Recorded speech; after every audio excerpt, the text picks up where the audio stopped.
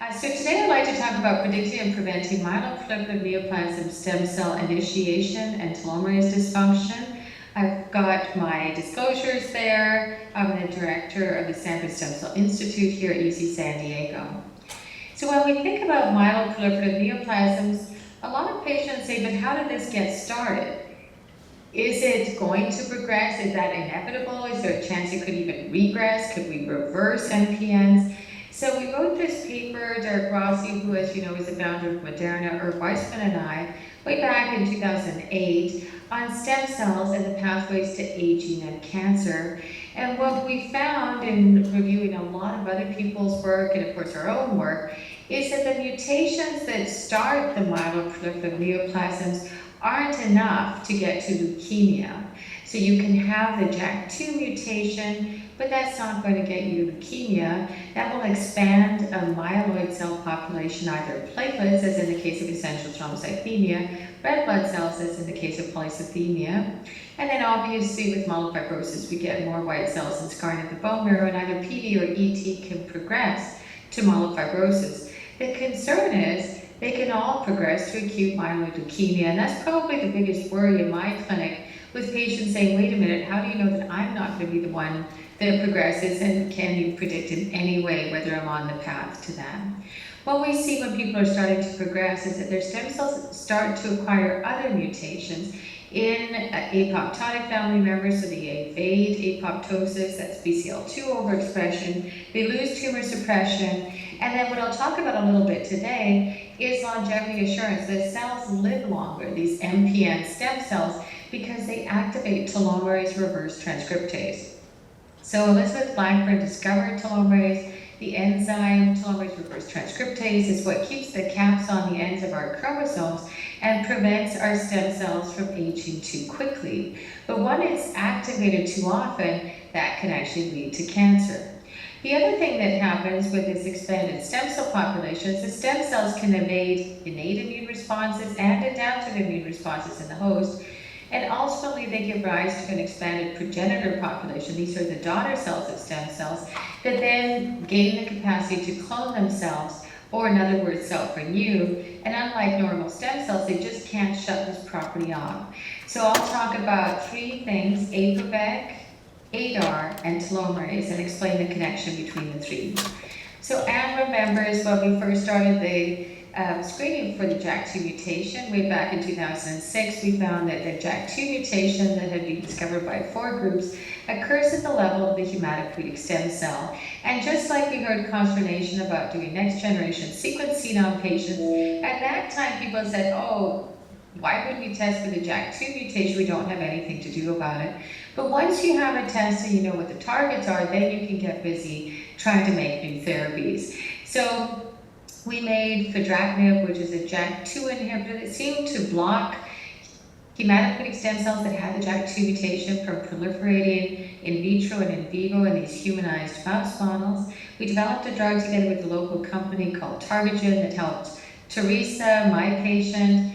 And then unfortunately the drug was put on clinical hold because people thought it caused Wernicke's encephalopathy, which in retrospect turned out to be an extremely rare situation and not really associated with fedratinib or Jakafi or any other JAK2 inhibitor, more associated with people having a very big spleen and not being able to eat very much. So the patient on the bottom managed to help us get the drug back, that's Sandra. She really wanted to make sure that other people benefited. So this became INREBIC. It's now FDA approved, European Medicines Agency approved as frontline therapy in the US and first and second line therapy in Europe for people with myelofibrosis. But really the question still becomes, how did people get these mutations in the first place? Is this from benzene exposure, radiation exposure? Most people don't give a history of having worked in a nuclear plant. So what is happening? Well, there are these enzymes called APOBECs, and they're primate specific. So they don't exist in mice. You can't study it in a mouse, which is not popular when I speak at mouse model meetings to make that statement, but actually the APOBECs are there to protect our genome from retroviral integration. They're particularly important in stem cells, so stem cells don't get infected by HIV and other viruses. We have 7 of these enzymes, But what has been discovered recently, when they're activated too often, so if we have repeated viral infections or protracted viral infections, these APOBECs can get upregulated and introduce hotspot mutations that drive cancer initiation. Now, Ludmil Alexandrov and Mike Stratton and others showed a number of years ago that these enzymes are induced in response to the inflammatory growth factors, actually the same ones that we see in myeloproliferative neoplasms, and they lead to this C to T mutagenesis pattern that's fairly characteristic of APOBEC activation, but also leads to genomic instability. So we started to test whether patients with MPNs had actually activated APOBECs to either explain initiation of disease or progression of disease, or both. And so we did this study with Craig Venter, who sequenced the human genome, and Ludmil Alexandrov and others. We sequenced 50 people at the stem cell level. These are people that had PV, ET, myelofibrosis, CML, AML. And what we found was that the stem cells of patients with MPNs actually had the same C to T mutagenesis pattern you'd expect from APOBEC activation, whereas the committed or differentiated cells didn't have that pattern. So in other words, if you don't look at the stem cell, you won't know. Why does the stem cell matter? The stem cell lasts our lifespan. So a mutation in our stem cell is never a good thing. It means we need to be able to detect that and hopefully eradicate those mutated stem cells. The good news is the mutation frequency in the stem cell population was far lower than in the differentiated population. So it looks like our stem cells work really hard to preserve their genomic integrity. So what we discovered in this study by sequencing the whole genome of stem cells in patients with MPNs was that they had this APOBEC mutagenesis pattern, but then we had to do whole transcriptome or RNA sequencing on 100 patients with these disorders to show that it was actually APOBEC3C that was upregulated. And what happened with APOBEC3C upregulation was expansion of that mutated hematopoietic stem cell clone that was actually dependent on functional activity of 3C, because if we knocked out the activity of 3C, it didn't manage to expand stem cell populations, as you see in the right lower corner. So then we thought, well, why is APOBEC turned on so much? Why isn't it shut down? What's going on? Well, APOBECs get turned on in response to inflammatory growth factors like TNF, like interferon, that are very highly expressed in the bone marrow of people with myeloproliferative neoplasms. So then we started to say, is it all APOBEC, or is there another editing enzyme that's also involved? And indeed, ADAR1, which is an editing enzyme that edits RNA and protects us from RNA viruses like SARS-CoV-2, or in other words, COVID, is also upregulated in MPNs. So what we found as the bottom line for this study is that both ADAR and APOBEC are activated as people progress from an early stage MPN like PV or ET, or even early stage myelofibrosis, to late stage high risk myelofibrosis. So the high risk myelofibrosis patients were more likely to have co-expression of both APOBEC3C and ADAR, and that allows these mutated clones to actually clone themselves. So it's sort of a Bonnie and Clyde story between APOBEC and ADAR, where they co-localize in the cytoplasm once these cells start to transform to acute leukemia. So ideally what we would like to do is be able to inhibit ADAR when it's overactivated like that, and ultimately go back to earlier stages of disease and inhibit APOBEC.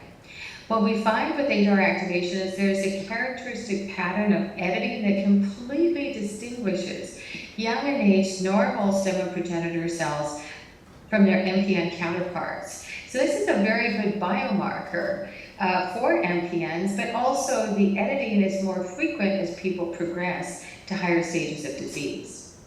So, we thought we were, among the only ones working on this, and then lo and behold, Gordon Mills, Han Yang, and others showed that when they looked at ADAR activation, again by inflammatory cytokine signaling, in 20 different cancers, they could see activation of ADAR in the cancers that had the ability to invade, metastasize, and adopt therapeutic resistance properties. So it suggests that Adar is a potentiator of disease progression.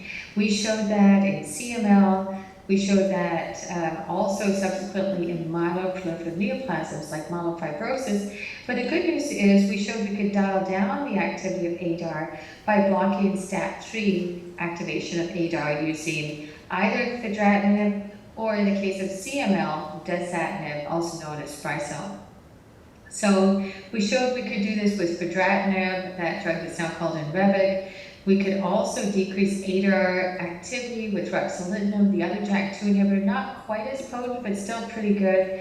And that blocked Adar-induced splicing and activation of leukemia stem cell self-renewal. So what's great about having a lab is you tend to have pretty clever people that are also very creative. And we were trying to make a splicing modulator. I heard somebody ask about the SF3B1 mutation, if that conferred a better risk during the earlier question period. And actually, it depends on whether you have myelodysplastic syndrome or myeloproliferative neoplasms, and whether or not there are other splicing alterations. So what we find as the MPNs progress is they pick up other splicing alterations, and not all by mutation. And so we started to make this splicing modulator that we called rebexinib. And Jessica Pham in my lab showed that, as expected, our splicing modulator, which binds to SF3B1 and other components of the spliceosome core, actually induces intron retention, as seen from the GFP to RFP transition here. And we can quantify that by fluorescence activated cell sorting analysis at very low doses of rebexinib treatment, which we also call 17S-FT895. But what Phoebe Mondella found in the lab is that actually this drug also inhibits Adar activation by preventing it from being spliced into the inflammatory cytokine inducible form ADAR-P150. So we thought this was pretty cool, because what happens in MPNs at the stem and progenitor level, and actually in the progenitors more than the stem cells, they really increase expression of ADAR-P150, and there are actually two versions of that, both go up in MPNs. This drug binds to the spliceosome core, and it prevents splicing-mediated activation of Adar. Again, Adar is essentially an oncogene that MPN stem cells and progenitors become addicted to as they progress towards leukemia stem cells. So we've developed a reporter that allows us to study whether Adar is activated in live cells. It reads out with green fluorescent protein, but also luciferase. And what we found when we blocked Adar is that we really reduced survival of malignant cells in leukemia, and also in myelofibrosis patients in stromal co-cultures. They seem to correspond with decreased editing activity. So then Larissa Belain in the lab looked to see how effective was this drug rebexinib in high-risk myelofibrosis hematopoietic progenitor cells, and it seemed actually very effective at reducing viability of these cells and reducing colony-forming potential, both in the primary colony setting and in the secondary colony setting, which we call a replating or self-renewal assay. When the cells were inhibited, it was really because they dropped ADAR-P150 expression. So it looks like rebexinib is a very potent inhibitor of ADAR-P150, that oncogenic form of Adar. So then when Maud lab said, but can this reverse fully established leukemia? So if you have somebody who's progressed from myelofibrosis to AML, can you turn back the clock on that with this drug? So he developed a humanized mouse model of secondary AML that had evolved from myelofibrosis, and indeed found that he could block survival of these leukemia stem cells in vivo in the mice, decrease Adar expression, and specifically of that very malignant splice-isolated form of Adar called ADAR-P150, both in the stem cells and the progenitors. And it was really at that point that we were able to block the cloning capacity of these leukemia stem cells, so the mice that received those cells that had been treated with rebexinib lived longer. So this matters not only for myeloproliferative neoplasms and acute myeloid leukemia. It seems like Adar is like that cloaking shield in Star Trek that allows cancers to sneak past the immune system and remain silent. If we block Adar, we're able to overcome immune checkpoint resistance in a broad array of cancers and actually prevent cancers from cloning themselves. So then we said, well, self-renewal is one thing. What about the lifespan of these cells? Can we prevent MPN stem cells from living longer? And this is when we turn back to our friend Lyudmila Alexandrov, who developed a way to sequence the length of our telomeres at the stem cell level. So this is the first time it's ever been done. And basically, we were able to determine the age of a stem cell based on telomere content by whole genome sequencing after sorting the stem cells and performing whole genome sequencing on them. So the first thing we found when we looked at these CD34 positive stem cells is that telomeres are a little bit longer when you progress from polycythemia vera to intermediate 1 myelofibrosis. But as patients progress to higher risk, intermediate 2 and high risk myelofibrosis, their telomeres actually shorten. And this is something that's really what we see most profoundly in the stem cell population and not in the matching saliva or differentiated cells from these patients. The other striking thing is, if you look at normal age-matched controls, their telomeres shorten more quickly than an MPN stem cell. So first we thought, well, that's okay. That means if you've got an MPN, maybe you live longer. No, what it means is the mutated stem cells live longer, so that is not a good thing. The MPN stem cells have longevity compared to their normal stem cell counterparts. So then we started thinking, is there a difference between men and women? And so we started sequencing men with MPNs and women with MPNs compared to normal age-matched controls, and we found the women with MPNs actually had longer telomeres in their MPN stem cells, as you can see in the left there, which is actually quite worrisome. You can't detect that in saliva. It's really at the stem cell level. So it looks like, at least in our cohort, women with MPNs have malignant stem cells that survive longer. So we'll have to take special precautions for women to make sure that their disease doesn't relapse, which is what you would expect at a higher rate if you're trying to target a long-lived malignant stem cell population. So what would make those stem cells live longer in MPNs? First of all, they seem to upregulate telomerase reverse transcriptase. So that's that longevity gene, normally just expressed in stem cells. That level goes down in aged bone marrow stem cells, and telomerase reverse transcriptase isn't really expressed by aged progenitors or young progenitors. In MPNs, the progenitors actually upregulate telomerase reverse transcriptase. And what happens in higher risk disease and intermediate myelofibrosis, patients express both telomerase reverse transcriptase and ADAR-P150 at high levels at the progenitor level compared to their normal aged bone marrow counterparts or young bone marrow counterparts.